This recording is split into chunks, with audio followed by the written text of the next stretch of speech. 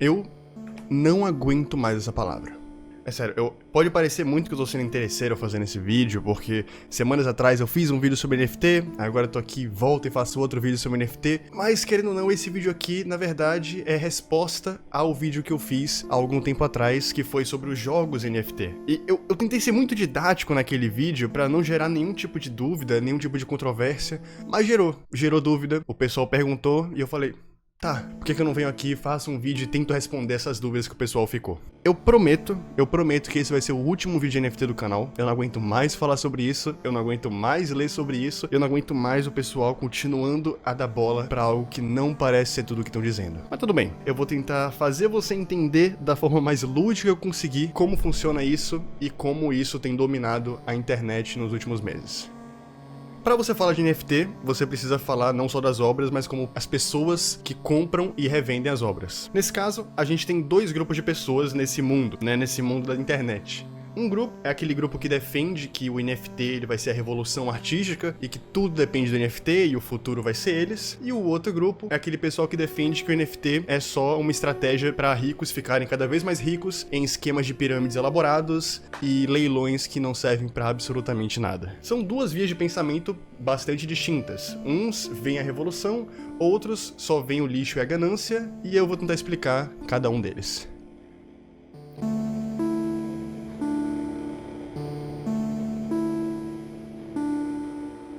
Às vezes você pode estar se perguntando como é que esse pessoal rico vê tanto futuro no NFT. E sendo bem sincero, eu não sei. Eu não tenho 100% de certeza do porquê ou como eles veem tanto futuro nesse projeto do NFT, mas eu vou tentar explicar pra vocês o motivo pelo qual o NFT ele é considerado algo bom, entre aspas, e vocês decidem o que vocês devem achar ou não.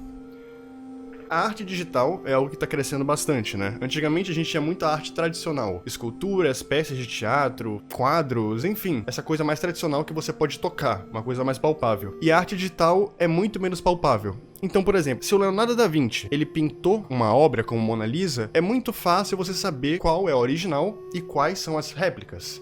Eu até peguei aqui o meu caderninho, porque eu anotei as formas de identificar obras que são falsas ou não. A primeira é a assinatura, que é a mais clássica de todas, ou seja, se o Leonardo ele assinou, é muito difícil você recriar uma assinatura. É possível, mas é muito difícil. Segundo, você pode usar uma lupa para procurar retículas, ou seja, marcas de impressão. Muitas vezes, quando uma pessoa quer copiar uma obra, ela não pinta, ela simplesmente faz uma gravura da cópia, que é uma impressão da cópia. E você consegue com uma lupa descobrir se tem ou não rastros de impressão nessa obra. Em terceiro lugar, existem os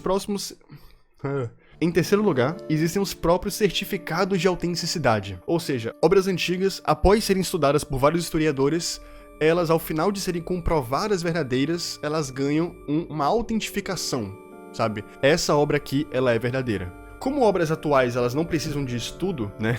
Eu não preciso chamar um historiador para saber que a minha obra é minha, não precisa disso. Mas você pode registrar a sua obra intelectual como qualquer coisa que você registra. Sabe quando você patenteia uma marca, patenteia uma ideia? É a mesma coisa, só que em vez de você patentear uma ideia, você patenteia a tua obra, ou seja, o registro de obra intelectual. E aí você ganha um certificado que mostra que aquela obra ela é sua e você tem total direito autoral por aquela obra. É assim que você registra obras fisicamente. Só que online você não pode fazer isso. Não existe um certificado de obra, você não pode registrar uma obra intelectual virtual.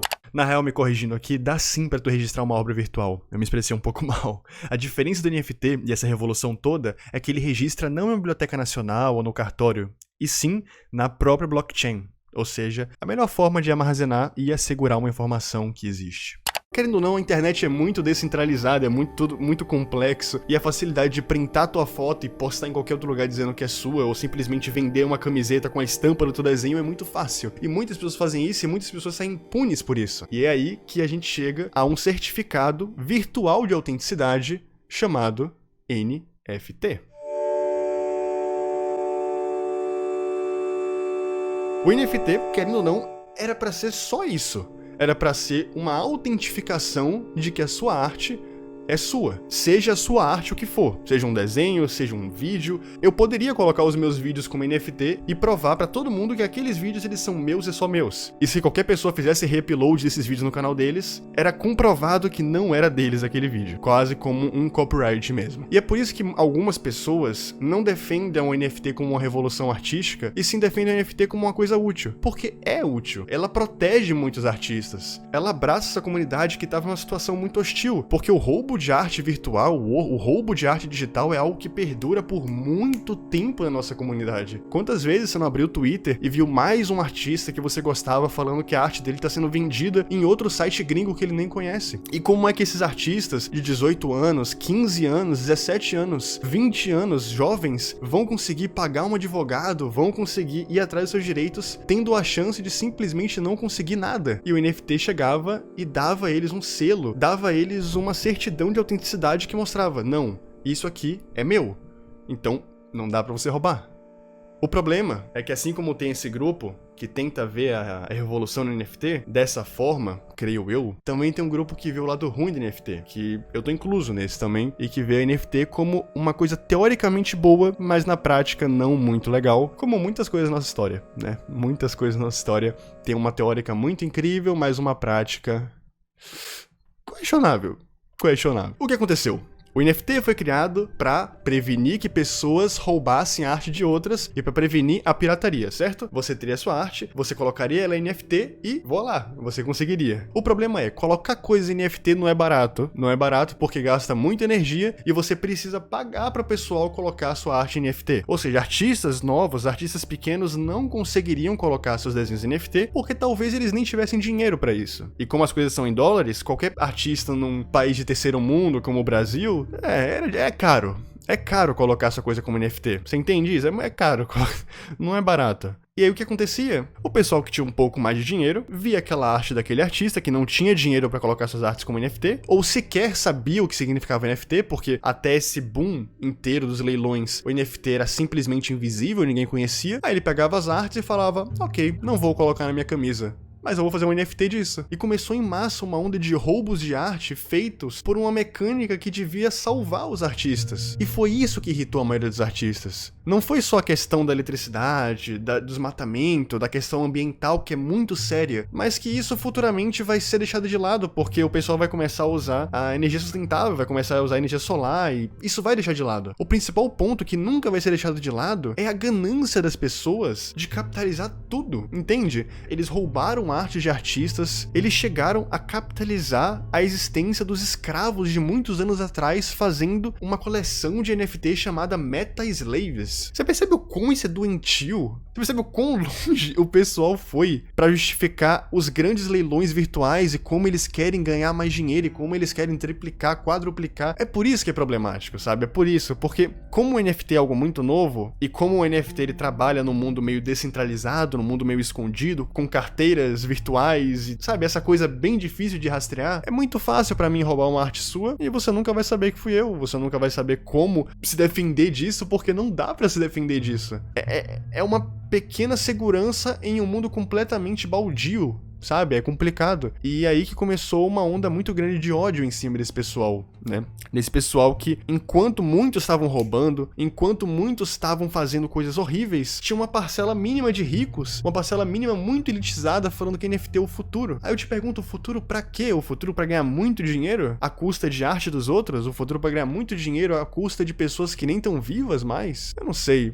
Eu entendo muito bem que essa onda de colecionador, que essa onda de leilões, ela é muito chamativa. Ela chama atenção mesmo, porque todo mundo quer ganhar dinheiro, sabe? É óbvio que todo mundo quer ganhar dinheiro, é óbvio. Mas isso não é revolução. Talvez fosse a revolução se o NFT tivesse mantido aquela ideia original. Se o NFT tivesse mantido a ideia de ser um certificador de obra, um certificador de autenticidade. Mas não tá nisso. Não é essa a ideia. Eu expliquei no vídeo passado que os jogos NFTs são esquemas de pirâmide. E aí chegou um monte de comentários falando, tá, mas não só os jogos, né? Todo NFT é um esquema de pirâmide. E isso não entrava muito na minha cabeça. E aí eu fiquei pensando, percebendo que como o NFT ele é uma coisa extremamente especulativa, porque assim, diferente de você leiloar uma obra de Salvador Dalí, uma obra dos macacos entediados, ela não tem nada mais do que especulação, porque o Salvador Dalí, ele tem uma história. O Salvador Dalí, ele tem obras famosíssimas, e qualquer obra do Salvador Dalí ganha um valor a mais, não pela especulação, mas porque ele foi muito importante em uma das vanguardas europeias muito importantes, que foi o surrealismo. Ou seja, o Salvador Dalí, ele é o líder de uma vanguarda europeia, e ele iniciou todo o movimento, ele popularizou todo o movimento, e isso dá a ele uma puta relevância, Botafé, dá a ele uma puta relevância. E isso que dá valor às obras dele, a relevância sociocultural que ele teve no mundo. Agora, os NFT de macaquinho não tem relevância sociocultural nenhuma.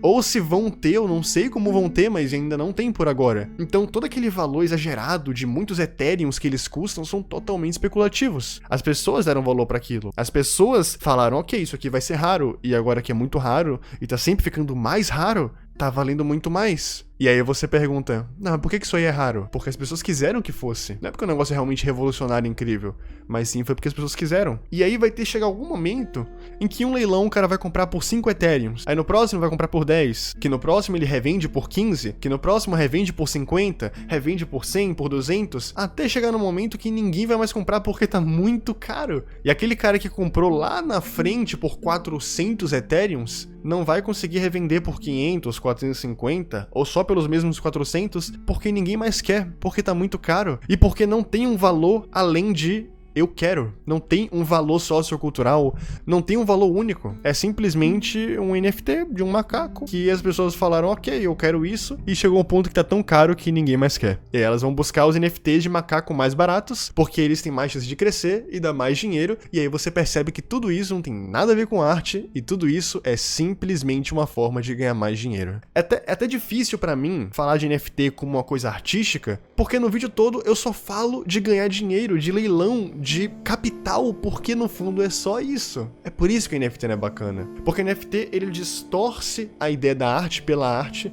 e transforma a arte pelo dinheiro. E não necessariamente os dois precisam estar juntos pra funcionar. Na verdade, os dois não precisam estar juntos. Nem pra funcionar, nem pra existir. E parece que no NFT, os dois precisam estar juntos. Mesmo que a criação original dele lá atrás, sendo simplesmente um certificador, nunca tivesse envolvido essa questão do dinheiro. Não precisava.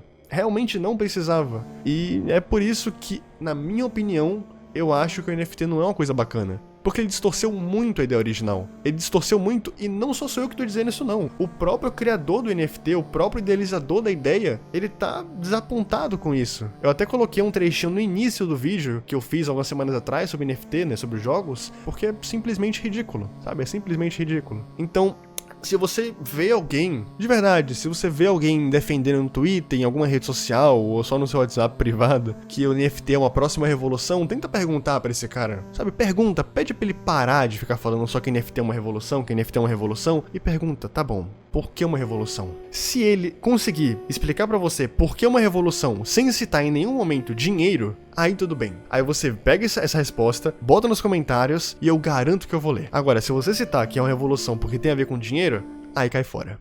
Porque não é, tá? Não é.